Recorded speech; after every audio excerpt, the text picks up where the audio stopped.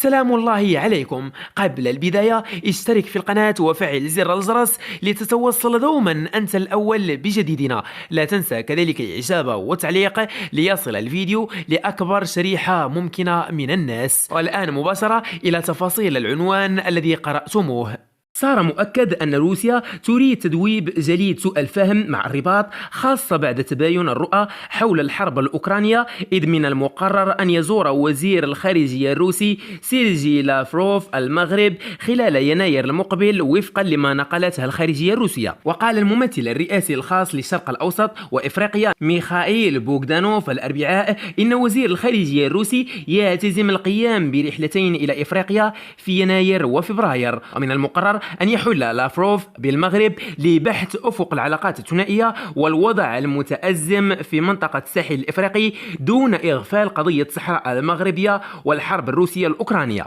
ووفقا لتفاصيل زيارته لإفريقيا سيحل وزير الخارجية الروسي ب8 دول بالإضافة إلى المغرب. وكشفت الخارجية الروسية أنها ستجري اتصالات مع وزراء الخارجية العرب بمن فيهم المغرب. وقال بوغدانوف: لا يمكن للوباء ولا للحملة الغربية المناهضة لروسيا أن يمنعنا من زيارة وتطوير العلاقات الروسية الإفريقية متعددة الأوجه. وأضاف أنه تم وضع صعوبات عدة في اتجاه تطوير هذه العلاقات، مبرزا أن اللقاء مع الدول الإفريقية ستقدم تقييم موضوعي للظروف الجديدة التي يعمل عليها، وتساعد على توضيح وتحديد الجوانب العملية لمزيد من تعزيز الديناميكي للتعاون الإفريقي. وتحاول الرباط استمالة الموقف موسكو من قضية الصحراء المغربية المساند لأطروحة الجزائر حليفها الرئيس في المنطقة، بينما معروف أن موقف روسيا الاتحادية العضو الدائم في مجلس الأمن الدولي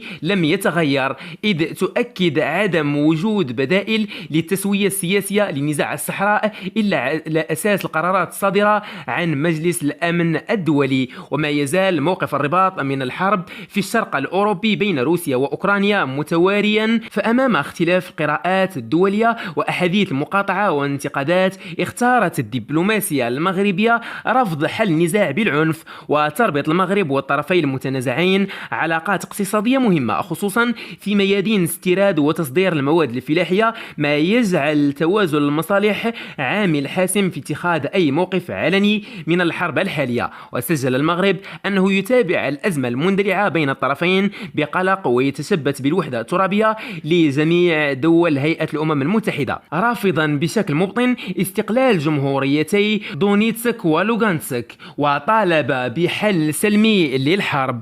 نهاية الفيديو. دمتم في أمان الله وحفظه. إلى اللقاء. لا تنسى الاشتراك في القناة وتفعيل زر الجرس لتتوصل دوما أنت الأول بجديدنا. إلى اللقاء.